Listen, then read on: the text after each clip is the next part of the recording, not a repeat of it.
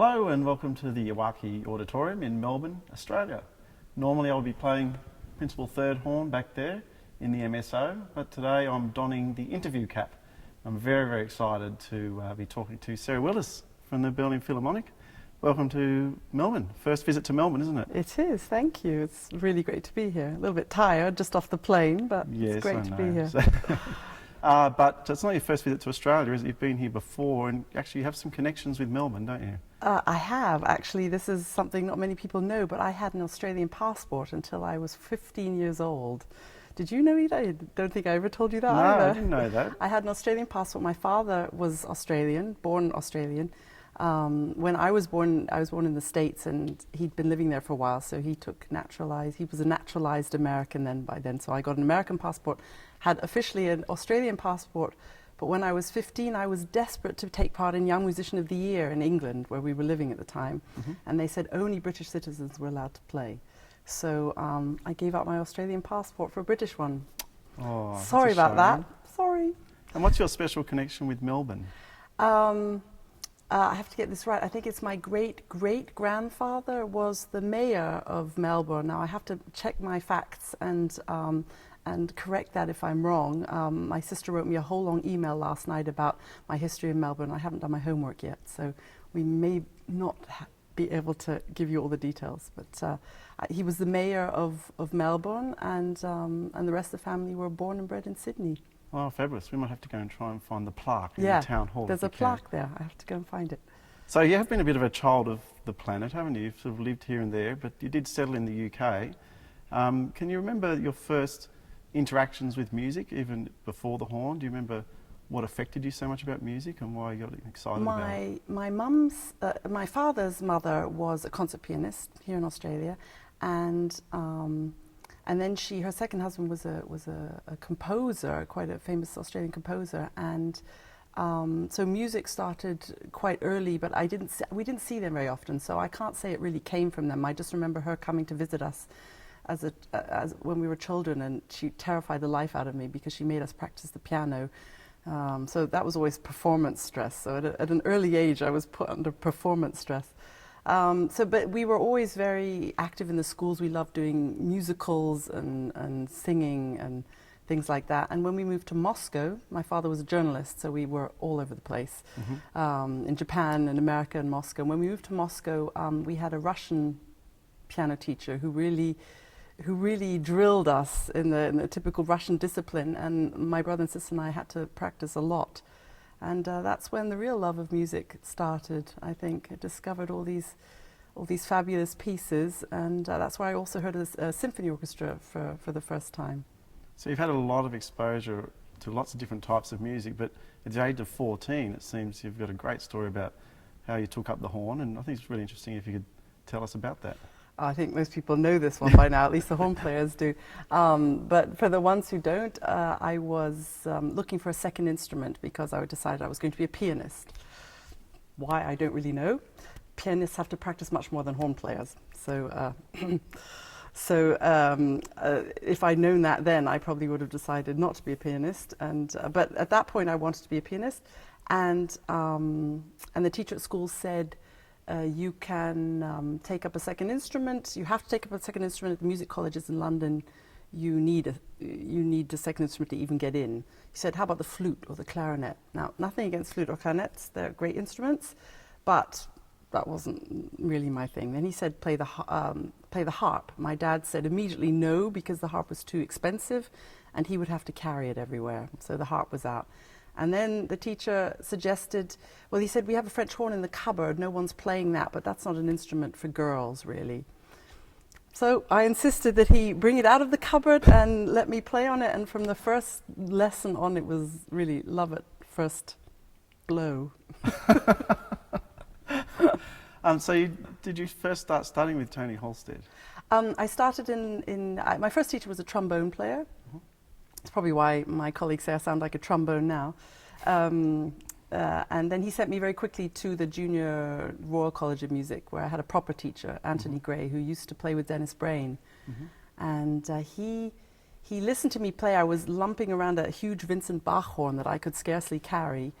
And Tony Gray listened to me. He said, "My dear, the sound you make, you can only play an Alexander horn. It's the only horn you can play." And I'm very grateful that he said that, because in those days in England, not many people were playing Alexander horns. No. And it was just an instinct that he had. And so my dad said, "Right, we're getting you an Alexander horn." And they did, and I never looked back. So he was my very first teacher, my very first proper horn teacher. And then Tony Halstead came along. But then Tony migrated onto the hand horn and didn't teach very much modern horn anymore. So I went through a great list of really great British horn players. Jeff Bryant, Hugh Seenan, Tony Chiddell. I had some really great teachers in London before I went to Berlin. That's some fantastic names you mentioned. In fact, I remember going on a scholarship to London myself and having lessons with some of those people, and Tony Halstead's place was always crazy with music and mouthpieces and all sorts of things. It still is. Hi, Tony. And so at that time, when you were taking the horn more seriously, were there some things that sort of came easy to you and you felt comfortable and confident, and what were the things you had to sort of work really hard at to try and improve?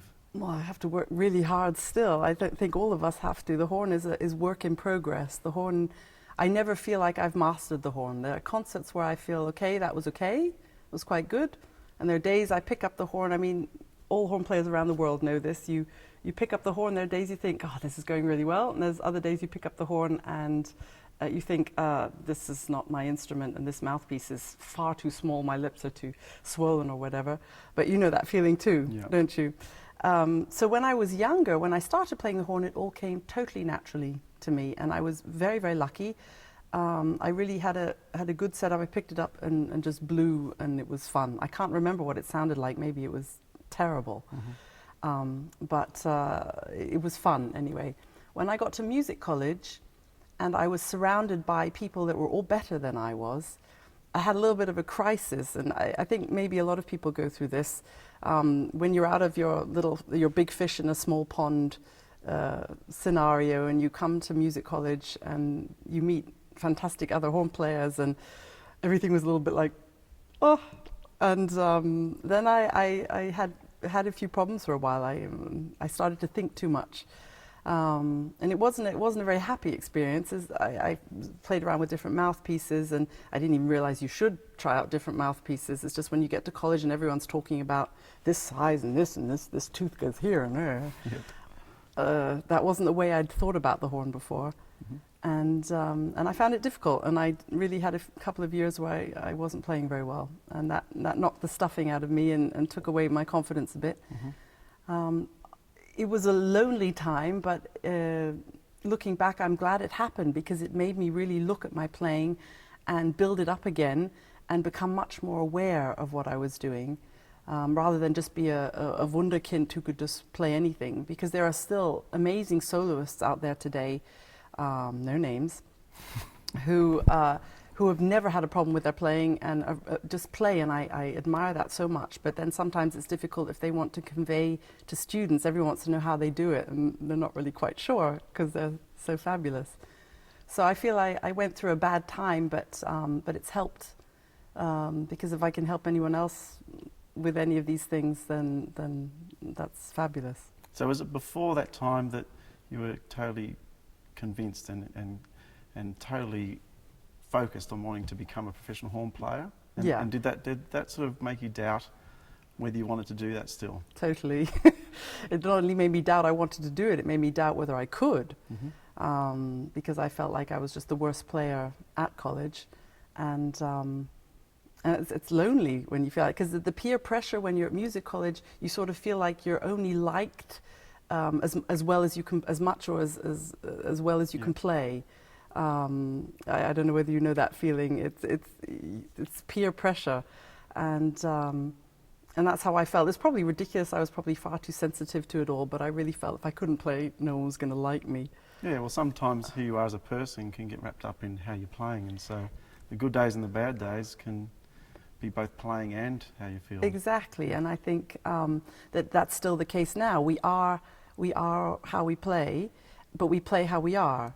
And it's all terribly wrapped up together. I would love to sometimes have a job I could just leave at the office and go home and forget it. But I can never do that. I don't know if you can, but I can never do that. Yeah. There's always something going on in the back of my mind about the next concert, about worries about this and that. And even on holiday, when you've left your horn away for 2 weeks, about a week is okay. And after that, I'm starting to think, am I ever going to get back? Mm-hmm. So you mentioned in London, and you were very much wrapped up in what was happening in London. It's a very strong horn playing scene, a very strong tradition. You've got the London Horn Sound CD, which is a fantastic example of Amazing. London Horn School, and a great time to be there. I felt quite wistful when that came out. Yeah, I would love it to have was been playing on it. And yet you made the decision to cross the channel and go over to Berlin, and you studied with Fergus over there. So what was the sort of some of the behind the scenes thinkings about doing that? It was firstly pure luck that I did that. I went over as part of a chamber orchestra and played a chamber opera by Henze in Berlin, and was still struggling with some stuff. Really didn't feel on top of it all. And someone said, my good friend Kevin Elliott said, who was playing second horn in the band, he said, "Oh, the Berlin Phil have a rehearsal, let's go and listen to them." And so we thought, great, someone made a phone call, somebody knew someone, got us into the Philharmonie. Mm-hmm. And we all sat at the back and like this, so incredibly excited to be hearing the Berlin Phil for the first time. And it's something I'll never forget. Maybe it sounds really kitsch, but this orchestra started playing and I was blown away by the sound of this orchestra. Mm. It was the sound and the sound of horn playing that I'd been always searching for. Yep. Everybody has their own ideal horn sound in their head, at least they should. And England has fantastic horn players, but I don't know, maybe it was because I was one of the only people playing on an Alex in London at that time. I got there and I heard this horn section. I just thought, I've got to be close to that. Never, ever dreaming that I would be in that section one day. And we met Fergus, and Fergus offered to listen to me. And I remember when he said, "Oh, come round and play me something," and I remember thinking, I can't. I'm not good enough.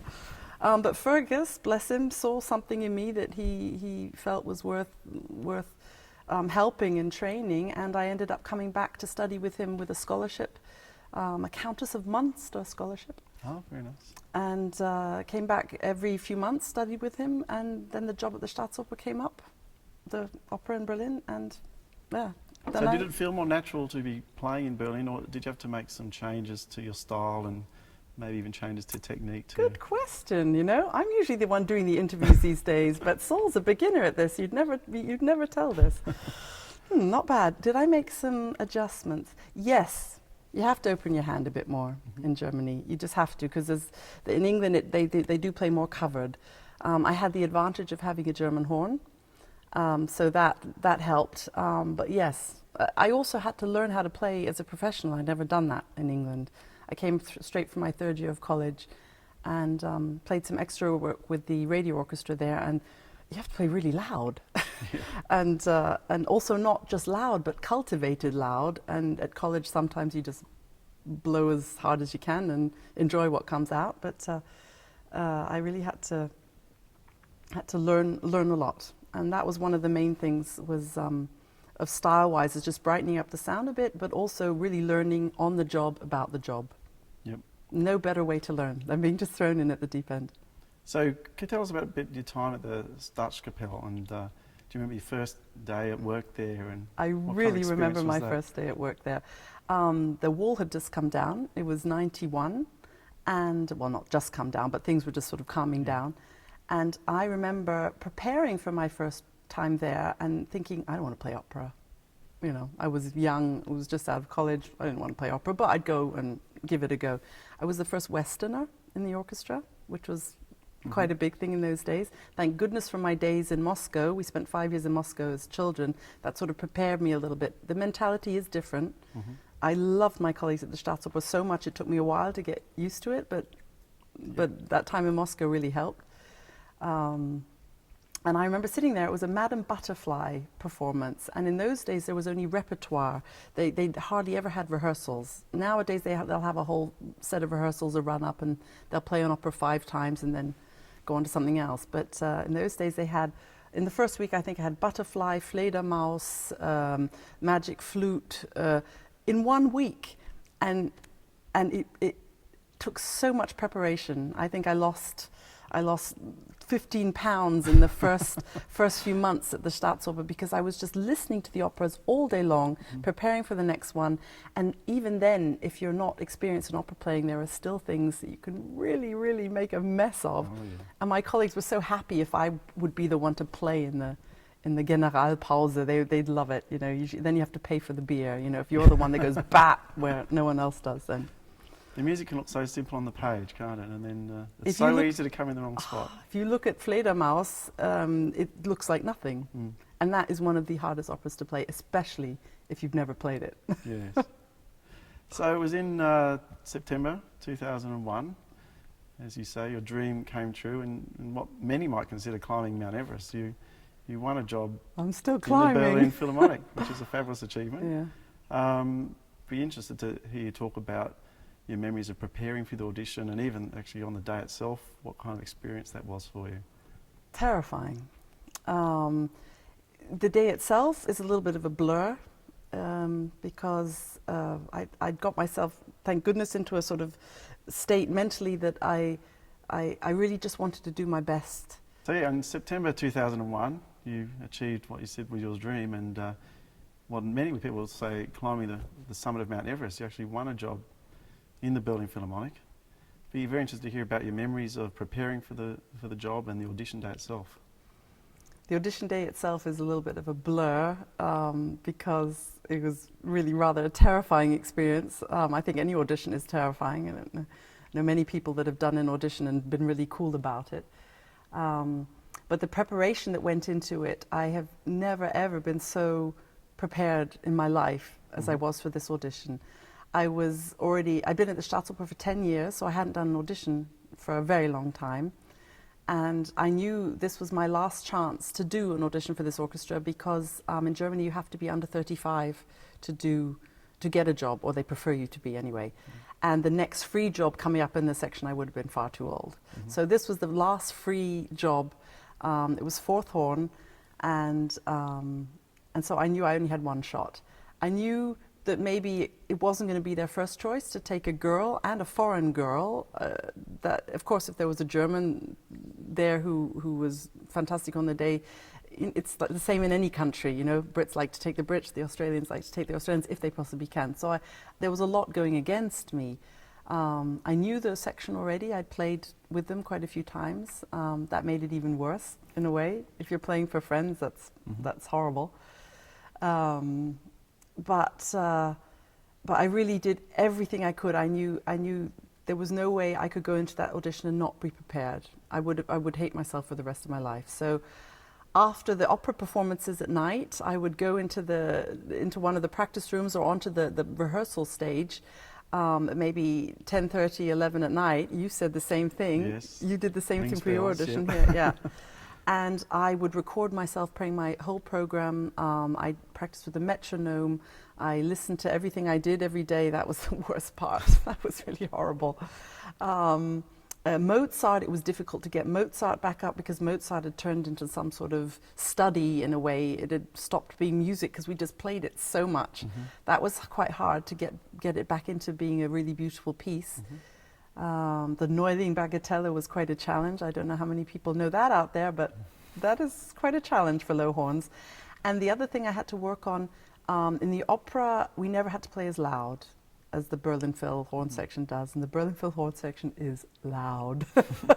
And I knew, especially as a girl, that the question would come in the audition. I just sensed it would. Sarah, can you play that louder, please? So, and it really did. I played Shostakovich 5, and they said, can you play that etwas lauter, a little bit louder?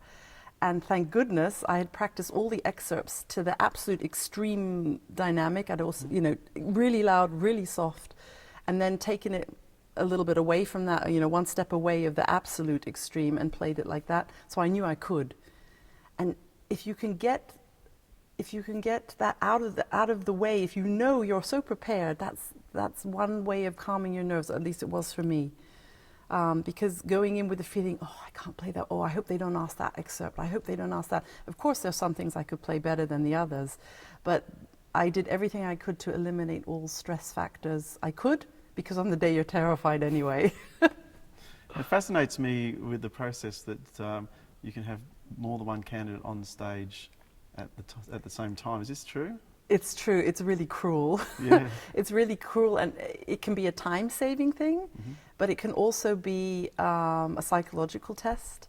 And I think with me, it was a psychological test.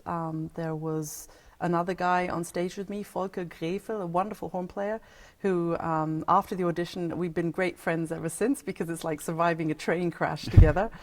And actually, after the last round, I congratulated him. I thought he'd got the job. I was convinced he had. We stood on stage together and played off against each other. I had to stand there while he played the entire Beethoven 9 solo, and he had to stand there and listen to me. It was quite tough. Fantastic. But it's an amazing job, and it's an amazing section. And I think if they don't test people like that, then you're on trial for 2 years. So it doesn't stop. And then once you get the job, you have the pressure of being in the job and being in this wonderful orchestra. And that's why you say, I've climbed Mount Everest. I don't feel I have. I feel I'm climbing. I'm still climbing. Fantastic. Could you remember turning up on day one, and do you remember that period of time and the big challenges you had to face? Very well. It's like for a horn section, for any section in an orchestra, taking someone new, it's sort of like a little bit of a family sitting around a table and having to all move up and make space for one more. It's not only about the playing, as horn players know. It's about the personality. It's how do they fit? How start again. Just that sentence. It's not only about the playing, it's about the dynamics of a section. It's about how do you relate to that person, what do they bring into the section, how does the section balance, not only sound-wise, but you know, just really personality-wise. So the whole you is on trial. Of course the music's the first and the most important thing. But I was very aware that it was not only that. And I was lucky because they knew me already and they knew what they were getting. I had to quit my job at the Staatsoper, so I had no safety net. And they knew that and appreciated that. And I was very lucky. My section's so fabulous. They didn't give me a hard time. Of course, they told me things that I should do better and play louder and things like that. And I had to really build up my low range quite a lot because it was nowhere near ready to take over the throne of Manfred Clear, who was my predecessor. And so it was work in progress, and I was very terrified for most of the concerts. But it has to be that difficult because once you get the job, once you've got through tenure, then you're there for life, unless you turn up drunk on the job or something. And so it's very important that they make a right decision like that. So it's just something everyone has to go through. I was very, very lucky. They voted already after 5 months, I think it was. So they put me out of my misery. But sometimes people have to go to the very last day of the 2 years. That would be agony. I think working in orchestra can be quite mysterious for people who don't do that. And it'd be interesting for people to hear what's a typical week in the Berlin Philharmonic. I mean, who organises, who plays what pieces, and how does the rehearsal process work? In the horn section? Yeah. We get our plan of the whole year, the schedule, ages in advance. We've just got our plan for next season, and we go through it. And first of all, we look where all eight horns are on, or all tours. We all have to be there, no discussion. And then we sort of discuss between us who does what, who's got a gig there, who wants to be away, who really wants to play with that conductor. Who wants to come to Melbourne? Yeah, who wants to come to Melbourne? I have to thank all my colleagues who are back in Berlin now playing for me because they gave me this time off. They've been fabulous. But I do the same for them when they have to go away. So we have a great, we rotate in the low horn section, and my colleague and I, Andre, we play second and fourth, and it's wonderful. It gives us the flexibility of being able to also change around, but it also makes us more awake, because if you play one part all your life, then it makes us sit up and take notice. Except Andre is so young that it's good for him. And so that's how we sort things out. We just we do it very much between ourselves, and it's very laid back, very, very easy sorting that out. I've never known such an uncomplicated section like that. It's really great. You mentioned earlier on about playing in the orchestra and how you learn so much on the job, and I remember my teacher in Sydney, Tony Buttle, used to say, "The job maketh the man," but obviously in your case, the job maketh the woman. So did your playing change a lot once you got the job, and what kind of challenges did you have to meet? Well, ever since I've been playing professionally, I've realised what fantastic training I had in youth orchestras in England. I played in the National Youth Orchestra, in the European Community Youth Orchestra, in the YMSO, the Young Musicians Symphony Orchestra, I think that was what it was, in London, and also the training at the Guildhall, the orchestral training. British musicians are trained so well in that sort of stuff, and I've been grateful for it all my career. And so was quite well prepared for orchestral life, but you have to learn so much. That's why opera is such a wonderful way of learning that stuff. Well, you came from the opera as well. You know that. You learn to smell tempo changes, and yes. you learn how to always have one ear on the singer. And when we have people coming doing auditions with us and playing with us, it's really obvious who's done that sort of training as well. So I was really grateful for the opera training. That's helped incredibly. So youth orchestra training, the opera training, training on the job. It's always work in progress. You know, a musician's life is work in progress. You know, that's the great thing about music. It's never the same. On any one day, it's never ever the same. Now the Berlin Philharmonic has such a great tradition of using Alexander horns. And what do you think is so special about these horns? Alexander's horn. What kind of sound do you think they get that makes it such a unique choice, especially for the Berlin Phil? A good one, I hope. No, as I said, I've been playing on Alexander horns forever, and for me, it is the epitome of a horn sound. When people say, "How do you describe an Alexander horn sound?" I find that quite difficult. It's full, it's rich, it's creamy, it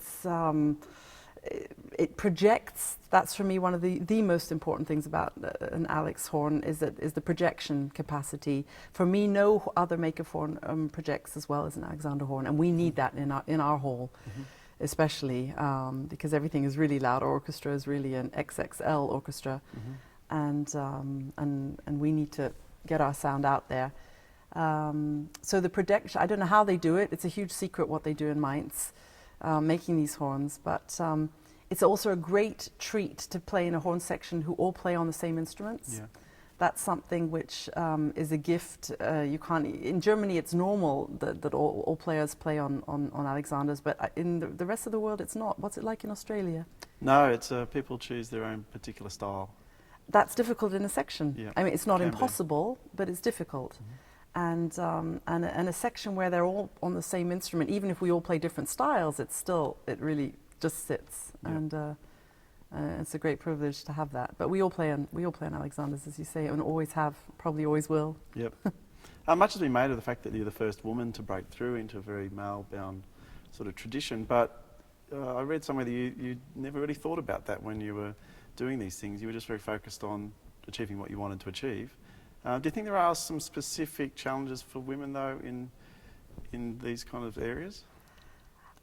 As you say, it's never been such a big deal for me. And I remember very, very well coming out of the audition, being told I'd got the job, not believing it. And then 2 minutes later, Fergus coming out saying, "You're the first woman brass player in the Berlin Phil." And up to that point, I'd never actually thought of that possibility. And it's a huge privilege, it's a huge responsibility.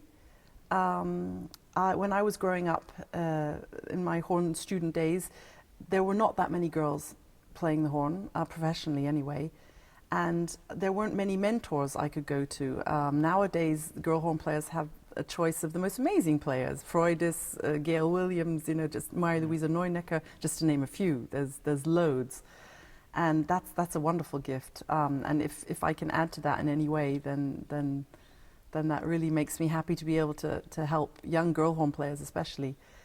It's not more difficult for girls, not anymore.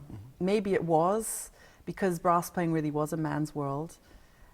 These days, you look at the conservatories, and it's at least half-half. In Germany, it's taking longer to get there than in Australia or America or England. It is taking longer, but as in all aspects of life, banking, dentistry, whatever, women are doing what used to be men's jobs and doing them just as well. So I don't think that's such an issue. For girls, the brass playing, it is a little bit difficult, the breathing stuff for us, which I'm sure we'll be working on in the masterclass a little bit. I had to develop my own technique because no guy could really explain to me what was going on. So I found it out for myself, or at least what helps me. So in the masterclass, I hope we'll have a chance to talk about that a little bit. The horn's heavy. It's really heavy, and I have back pain most days. Yep. And that's something I wish somebody had told me earlier, that horn playing is such a physical sport that you've got to start it at an early age, stretching and you know, doing your exercises.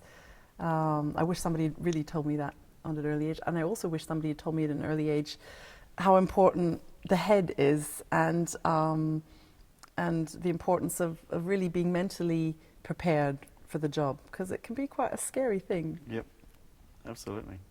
I think a lot of people think playing in an orchestra can be very serious, but you know, it's not always serious. Do you have a sort of, do you have the clown of the group, or people like making jokes to make people laugh? Well, we have our Facebook page, the Horns of the Berlin Phil, Hornisten der Berliner Philharmoniker, and I know you've seen some of these videos.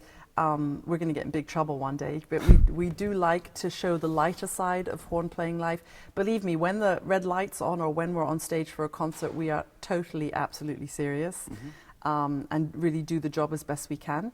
Also in rehearsals, but you need to have fun playing your instrument. Otherwise, why do it? We can't take ourselves too seriously as horn players, because it's a really terrifying profession. and so we try and show the lighter side of it. And in our section, I wouldn't call them clowns, but they are really great at helping me. I mean, I'm the one that really bugs them about, okay, let's do a photo for Facebook, and they're like, oh. But they're really great about that, and they know that these days you just have to get the word out online, because we're all one big global horn section these days. Yeah, that's right. Speaking of the horn section, I know in 2007 you did a CD called Opera, but it's in 2010 that you did something quite radically different for low horn specialists, and you brought out a CD called Trio. And I have to consult my notes here. It says... I'm glad he has to consult his notes. I was getting a bit worried. He's such a professional. This is unbelievable. Well, it's a review from Graham Rickson, and he said that it's the best modern horn version of the Brahms Horn Trio he has heard. Well, thank you, Graham. And he commented that you performed it effortlessly with dark warmth in your sound that was never too loud or aggressive. Aww. And that you excelled in the introspective moments and completed the tricky finale with exuberance and panache. I will buy you a beer, Graham. They're nice words. I will. They are nice words. And I can't translate it into German, but... It's all right, Graham's English. I think you can. But I just think, how were you able to do this? What was it about the piece or the project that enabled you to come up with that performance? I'm asked, wherever I go in the world, for masterclass and things, I'm asked always about low horn technique, because I become a bit of a specialist in that, but not intentionally. It was just that was the only job free in the Berlin Phil. So that's the job that I wanted, and that's what I had to work on and get my low register up good enough to play in the orchestra. So I turned into a low horn specialist for people, and I'm really happy to be an ambassador for low horn, because low horn used to be something the people who couldn't play the high notes would do, and that's really changing, because low horn is really an art, and I think a horn section is really only as good as its fundament, and low horn players really need to be really solid, but we're not just low horn players. At least I am not just a low horn player. I didn't start playing the horn because I like to play as loud in the low range as possible.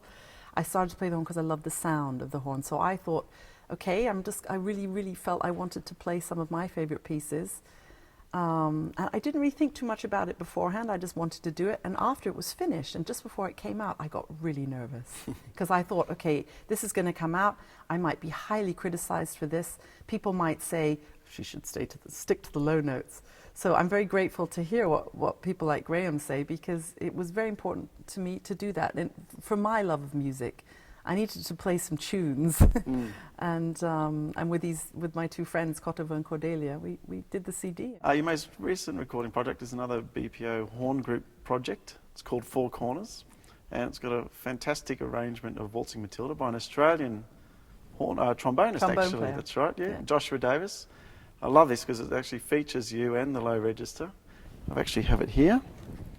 Everyone should go and get this CD. It's absolutely fantastic. He's so prepared. I didn't prompt him to do this at all. He's Didn't been hiding need to. the questions all afternoon. You didn't need to. Can you tell us a bit about this project? I'll tell you first. That's my car. That's the thing I'm most proud about. You could do zoom on that? Tell me when. One thing I'm very proud of, that's my car. And it was about 40 degrees during this photo shoot. And you all fit inside it? We all fit inside it. Even with the horns. No, Joshua Davis is principal trombone in Perth, and I met him when the orchestra was there, and we played some arrangements he'd done for horn ensemble. And when I was working with the YouTube Symphony Orchestra in Sydney last year, I asked him if he could come up with an encore for our brass concert. And he came up with an arrangement of Waltzing Matilda that was absolutely fabulous. Yeah. And when I knew that on the CD we have lots of arrangements from different friends all around the world, and I wanted something Australian because of my Australian roots. And I got in touch with Josh and I said, can you do me a Waltzing Matilda for 4, but that sounds just like the big brass ensemble arrangement? He was like, no problem. I said, and another thing, Josh, we need some more tunes for low horn, because low horn never gets the tunes. Low horn just gets to go bum, bum, bum, bum, bum, bum, bum, bum. And we're not having that, you know. We need to inspire people to play low horn. And Joshua said, no problem. This guy's he's just so great. And when I got the music back, I looked at it and I thought, no way, no way, I can't play that. And a few, I remember sitting in my bedroom at home practicing this, and I remember recording it on my iPhone for him, sending it to him, and him writing back saying, nah, it's all wrong. No, you've got to swing that, do that, it's far too slow, it's got to be double tempo. He gave me a really hard time about it, but it's turned out to be, I mean, it's my favorite piece on the CD. Of course, got the low horn solo on it. And it's just great. We played it live for the first time recently on our open day in Berlin, and live is quite a challenge, much more different than in a recording studio, to get enough air in for all those low notes. But I'm really proud of the CD. It was really a labor of love. We worked very hard on it ourselves, did everything ourselves again. Yes. Well, if you haven't heard track 21, it's something to behold. Speaking of recordings, the Berlin Phil has a fantastic tradition of fantastic recordings. Lots of them I grew up listening to. But the world's moved on, and all those LPs and CDs, which still exist, are fantastic. But technology's changed a lot. How's the Berlin Phil adapting to this new recording environment? The Berlin Phil is adapting to the lack of a new recording environment. Before, they used to record a CD every week, and now we're lucky if we record 2 or 3 CDs a year. And if we do, then it's often then just a live recording with a patch session, or I shouldn't say that really, should I? It doesn't matter. Every orchestra knows that's what happens. Yeah. Recording days, recording CDs is really almost a thing of the past, which is terribly sad, but everything is out online these days. Yeah. And that's what we've done. We've gone out online and have got our digital concert hall, which means once a week we have a live stream of one of our concerts. And in our hall we have remote cameras. It's a bit like Big Brother. You don't notice them. It's fantastic because instead of cameramen cameramen around you, we have the remotes, and they move around. It's literally like Big Brother, and you sort of know when they're on you, but it's still very discreet. A fantastic sound system, an amazing crew, the digital concert hall crew. They are really fabulous. And we've set up this digital concert hall, and people subscribe all over the world to live concerts and also to the archive. This archive is amazing for students. It's just, well, for music lovers. But can you imagine, while we were studying, if we'd had the opportunity to go online and just put in Till Eulenspiegel, and then you see how Stefan Dorr plays Till Eulenspiegel. Okay, then under this conductor, if you put in Brahms 1, you see a tempo of Simon Rattle, you see a tempo of Bernhard Haitink. I mean, it's just amazing. Yeah, so another part of the digital concert hall in my little perusing of it was the interviewing thing, which is totally fascinating to get a bit more of an insight into the people behind the scenes. And you're very involved in that, and you do a fabulous job. Thank you. I love doing that. I really, really love it. My dad was a journalist, so I think I have this journalist gene in me somewhere. In fact, today it's almost quite uncomfortable because I'm usually the one doing the interviews and you're sitting there doing my job. And doing it very well, I must say. Oh, thank you. We had the idea right at the beginning of the Digital Concert Hall that that's the hardest thing to do, is to say Digital Concert Hall. They could have chosen an easier word to say. That we had the idea of musicians interviewing musicians, because even like today I feel it. It's just much easier to talk to someone who knows what you're talking about, and it just makes a better interview. And so it's a lot. I find it a lot of work to prepare for them. You know, if you have Renee Fleming, Christian Thielemann, Mari Pariah sitting opposite from you, then you don't want to ask stupid questions. But I also like to try and keep it a little bit less serious, and I try and ask the questions that I'm really interested in knowing the answer to, and also questions that you can't Google, you know, not like, you know, when was this piece written and this and that, but really to find out what's behind the person, because these days in our digital world you need to get the viewers interested in the people behind the music. It's not just the music anymore, it's about the whole package. So that's what I love about doing the interviews, is finding out about these amazing, amazing musicians. Yeah, I think it's great for people to learn more, because sometimes you just see the facade of what they do on stage and be amazed, and you just wonder what's going on in your day-to-day life. That's part of the myth. That's something very important that you say, because that's part of the myth of classical music. Classical music for a very long time was here was the stage, then there was a really long gap, and there was the audience. I mean, literally, you know, you'd have this whole space, and then the first row would start, and people would look up like this, and there was always this space, this feeling of space, and psychological space as well, because they would just sit and listen, clap, go home. And most people would maybe not admit that maybe they didn't understand it, maybe they didn't like it, maybe they would like to have known more about the person playing first oboe. There was always it was always separated, and that's what I really feel we need to do, is break down the barriers between audiences and classical music, like we do in the pop music world. We've been doing it for years. Not too much, you know, there's a glamour about classical music that maybe you don't want to show all the nitty gritty. I mean, I don't know if cameras would want to come into our horn sections room after a concert. No, but you know, that sort of stuff, maybe they would. I don't know. Maybe we'll take the camera into our horn room and show everyone getting changed. No, we wouldn't do that. But to find out more about the people behind the music, I think is a very important thing. It's a bit scary, you know. It's something classical musicians aren't used to. But there are many fabulous musicians out there doing that. And that's what our interviews help with doing, I hope. And also the Digital Concert Hall makes our music available to people all over the world, wherever I go. I was in Quito this year, or in Florida, or just now in Singapore. All the students watch it. Yeah. I don't know whether they pay for it, but they all watch it. And they're so grateful to have that at their fingertips, and they're so grateful to feel that they know us, and it sparks their interest in the music even more. So it's been fabulous to chat with you, Sarah, and I hope everyone watching this has enjoyed listening to your story as much as I have, and very much look forward to working with you next week. Thanks, Saul. Okay, bye. Bye.